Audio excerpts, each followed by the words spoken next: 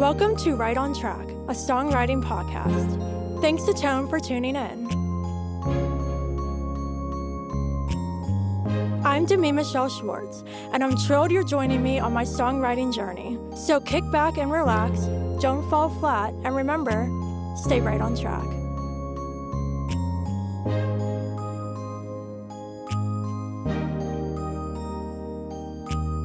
Hey everyone, welcome back to Right on Track. Joining me today is Mary McGuinness. Hey Mary. Hi, Demi. How are you? I'm good. How are you? I'm fantastic. I'm delighted you're joining me today because we have a ton to talk about. But before we get into all of the specifics, can you share with the listeners a little about yourself and your musical journey? Sure. I'm Mary McGuinness, and I currently live in Nashville. I moved here about a little over a year ago from Los Angeles, and I'm really glad I did. I came and I wrote a record and recorded it, and I just started releasing it. So it's all very exciting. That's incredible. So, something I wanted to chat with you about is this idea of perseverance. Because after I took a deep dive into your bio and learned about how your multicultural heritage plays a role and the challenges you've faced throughout your life so far, you've definitely persevered through all of that and found success in Nashville. So, can you share a little about that? Well, you read my bio. So well, I was born in Fort Hood in Texas, and my dad was Green Beret. He was Irish, Scottish, and my mother was Korean. And I also went to, live in Korea with relatives, and then I wound up living with my grandparents in New York. And I think that early part of my childhood definitely. It was very tumultuous, and I would say that it kind of, I don't know, I find that a lot of artists go through things in their life that really impact them, and maybe it's a double-edged sword where something that could be seen as negative is then actually becomes very positive because it does drive you and it does give you an experience earlier on of some perseverance and overcoming. And it's definitely been a thread that's followed me throughout my entire life. And I think also you have to have a real fire, or a real kind of belief that you're doing something that you're put here to do. I mean, for me, music is my calling, and I feel like it's why I'm here to serve. To serve people in my whatever role that it is. And I think that's so much of what perseverance is about, is feeling that you have a purpose.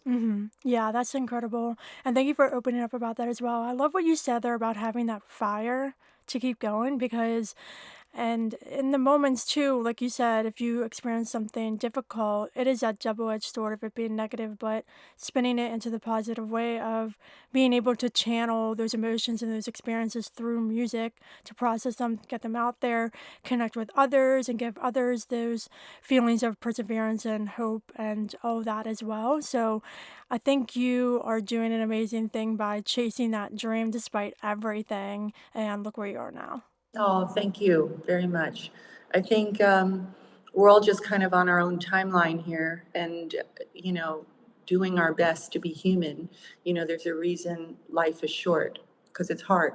It definitely is, and we are on our own timelines. I think with any creative industry, whether that be music or acting or something like that. I'm also an author, so I'm trying to get an agent right now. And even a situation like that where you're in a creative space and you see so many other people around you being successful and getting opportunities you want, things like that. It's easy to get tied up in what am I doing wrong, or like why didn't I get this opportunity and all that. But we are our own people, like we're on our own timelines, everybody's journey is different.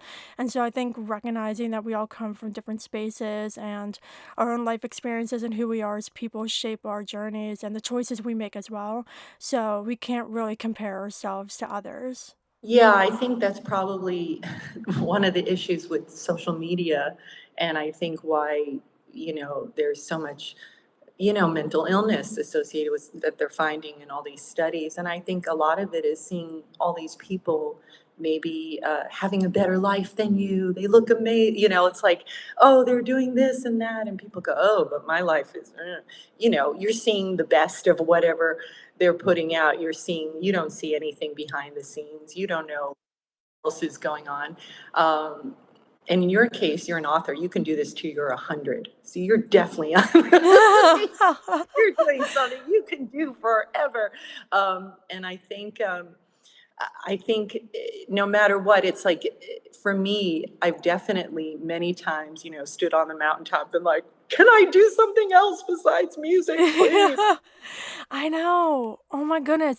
Literally. And then that's where it comes back to the purpose. Like, honestly, like, you need to love your art form as much as you do in order to put up with everything. Like, it takes a special person and a very driven person to deal with all the things in the music industry, especially, and any other creative industry, because there's a lot. There's a lot of struggles, there's a lot of downfalls and all of that. And honestly, like, the drive that keeps you going and the perseverance, it comes from your love for it. And I think finding that love within yourself and not losing your enjoyment for what you're doing as well is definitely something that can help you keep going. For sure. And I think also another thing, something that I've been thinking about recently is just, I was reading something, not getting stuck in the past, not getting stuck in the future. The hardest thing is to be in the present. And I know like a lot of writers, and you go, yeah, yeah, yeah. But it is true. You don't want to be in the past. You don't want to look too long, right? There's that saying, you can look, but don't stare. And it's, every day is a new day. Those failures or things you perceived as failures, when I look back, I always feel like, wow, that really protected me from doing, maybe doing something with that person that wouldn't have been good for me in the long run, or, I wasn't ready for that, or whatever it is. And then, you can put, work towards the future, but it's basically about being in the flow of the present. And I think that's the toughest thing to do, because I think humans, there's just so many uh, abuses in daily life and daily living.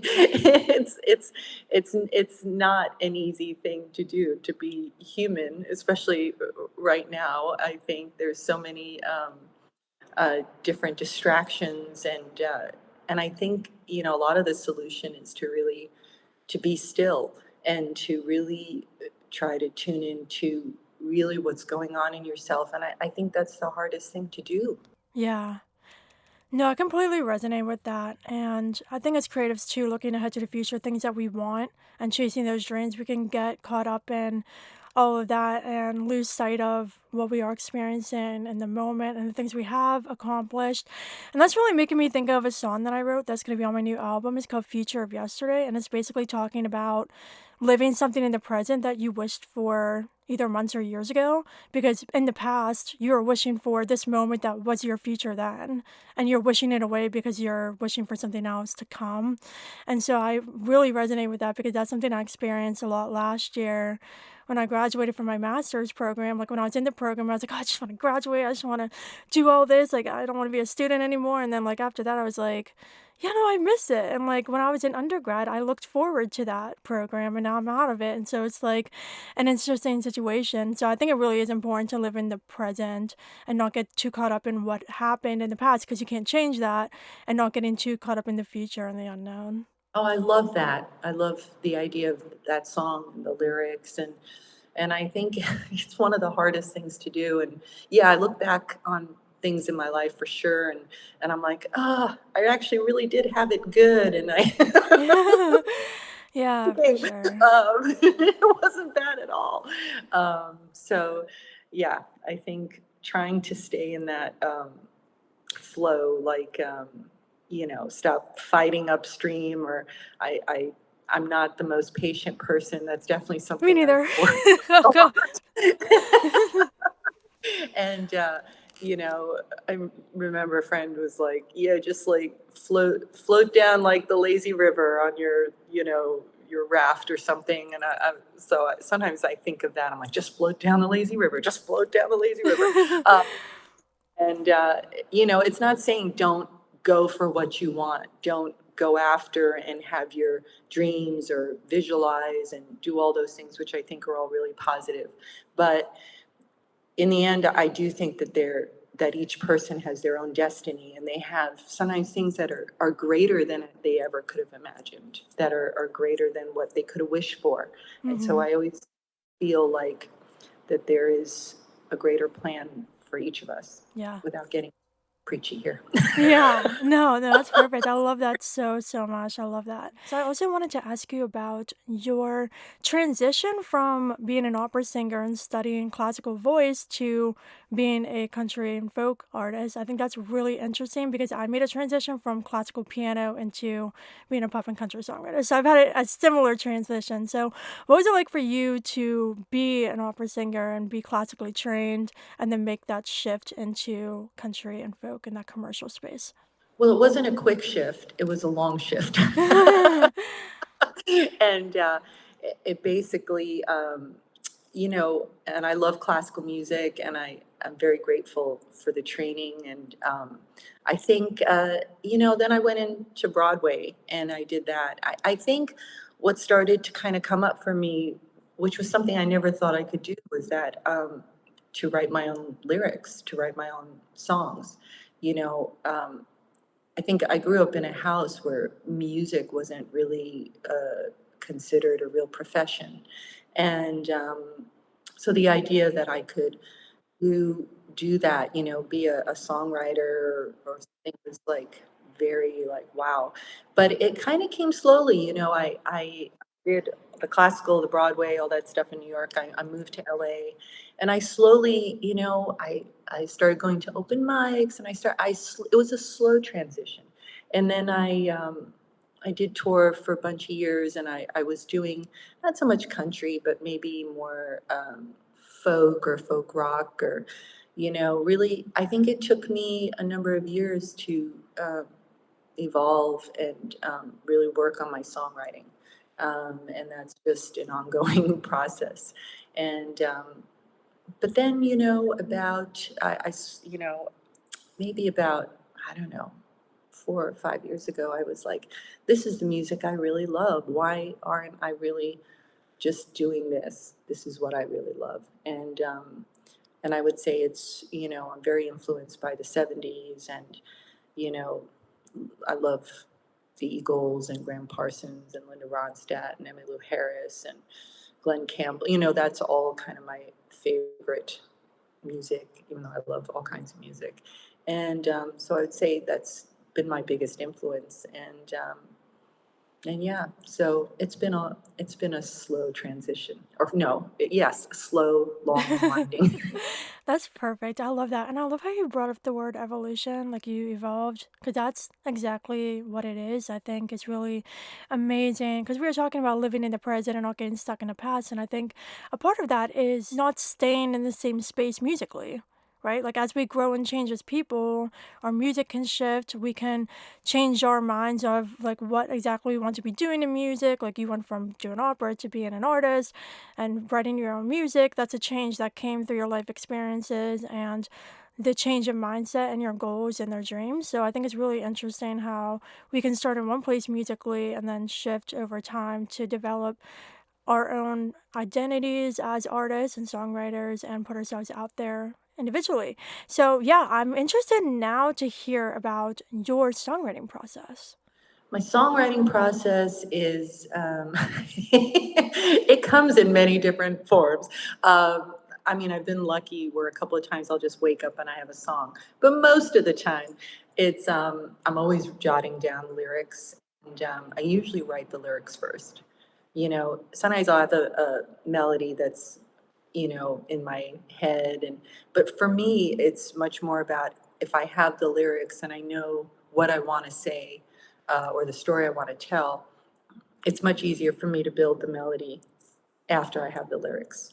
So, and sometimes I'll write on guitar, sometimes I'll write on piano, and and then I'll kind of transition. One will sound better on guitar. I kind of go back and forth. But lyrics.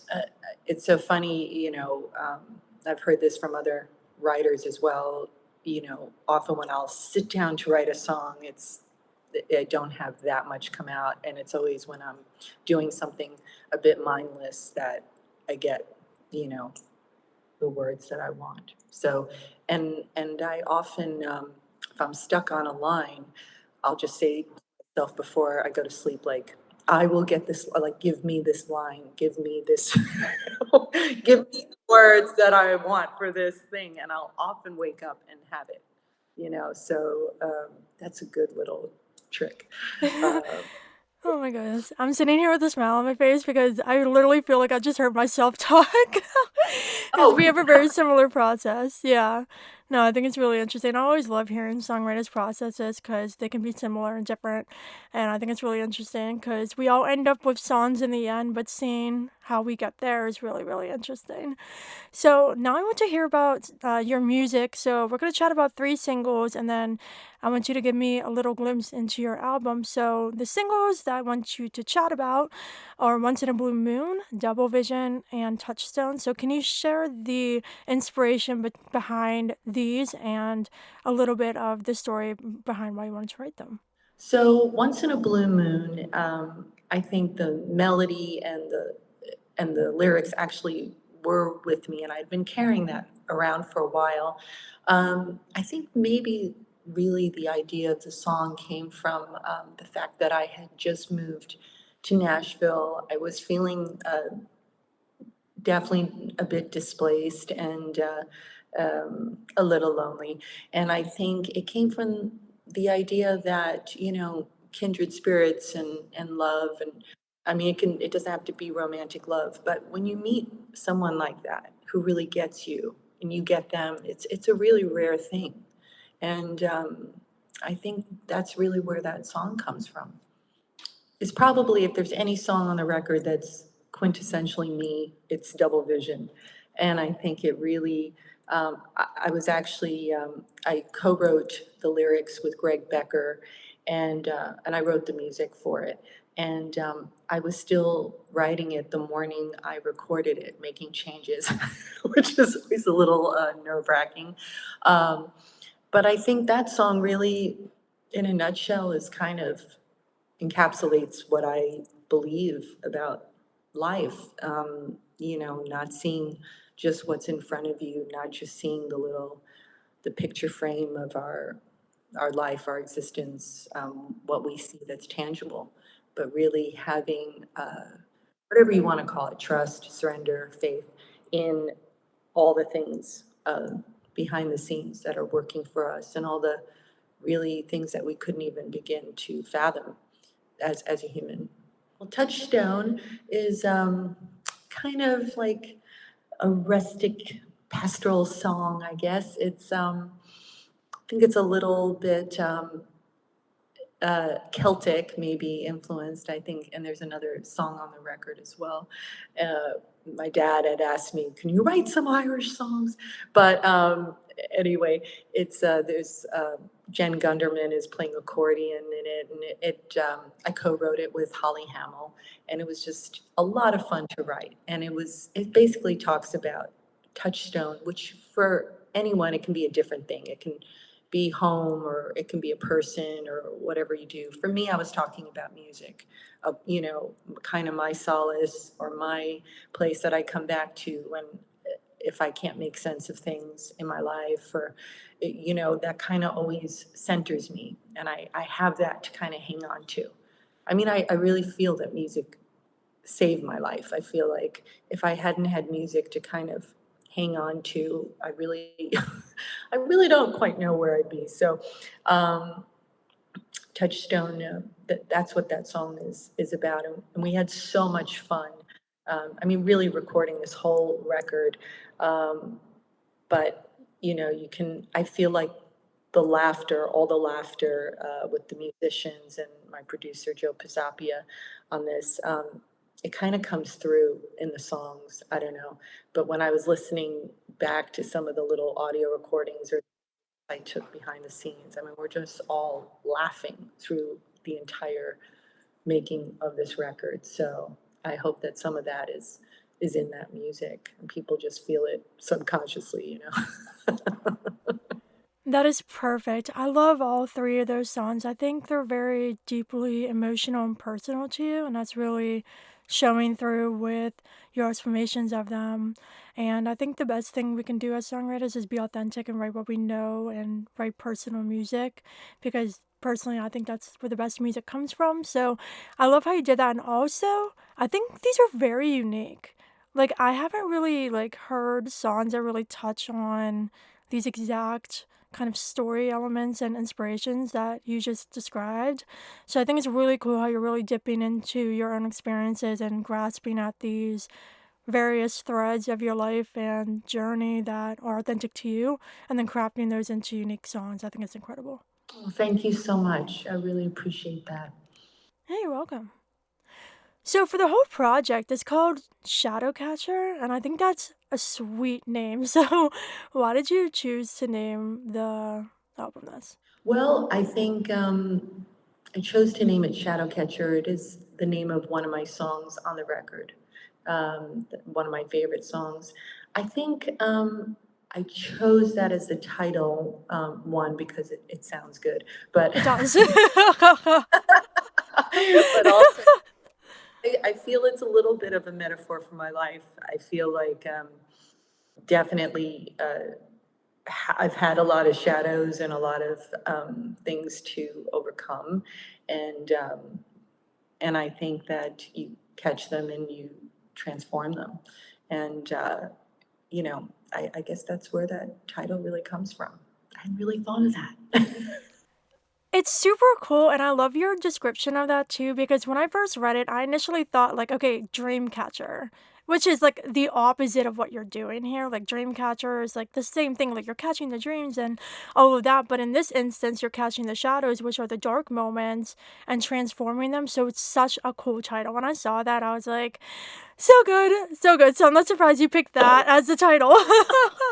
Oh, thank you so much. That means a lot coming, especially from another writer. That's awesome. So, as a whole, what do you hope listeners take away from the album? Well, I hope that when people listen to Shadowcatcher or to any of the songs, um, I hope that there's a feeling of comfort and that they get that they feel good. I mean, I really feel like that's what any musician is striving for, to bring some comfort and joy to whoever is listening. I mean, I feel like that's the whole point of music. So it is the universal language. It's something that we all feel, and hopefully the listener, you know, just feels something or feels good. So then I've done my job, and that's Yeah, all I'm at.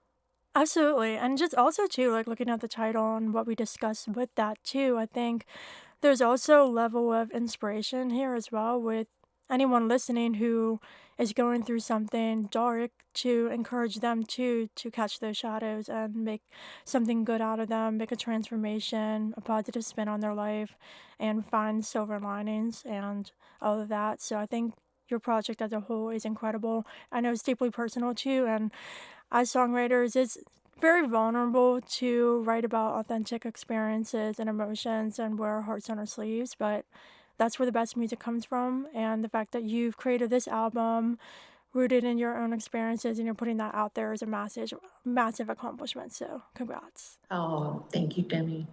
You're welcome. So, just a little fun question. What is one of your favorite highlights you've had so far as a songwriter? I think some of my favorite highlights as a songwriter has been working with other great songwriters. um, like Jay Knowles, who co-wrote Shadowcatcher.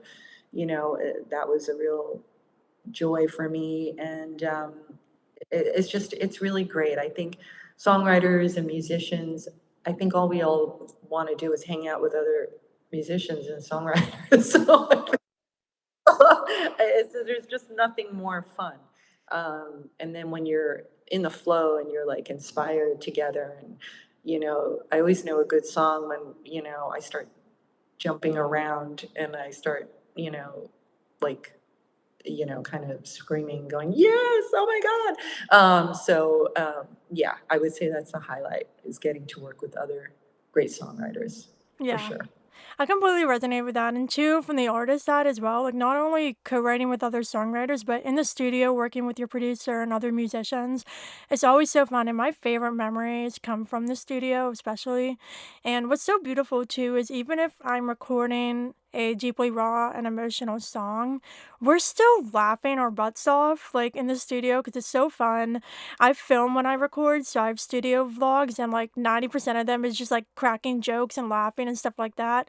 So it's really amazing when you get to create music with people you connect with and have fun with because that brings joy to the whole process. Yeah, I've never, ever had the experience that I had in Nashville this year, recording with Joe Pisapia. I mean, I've always had great experiences, different to each project I've done.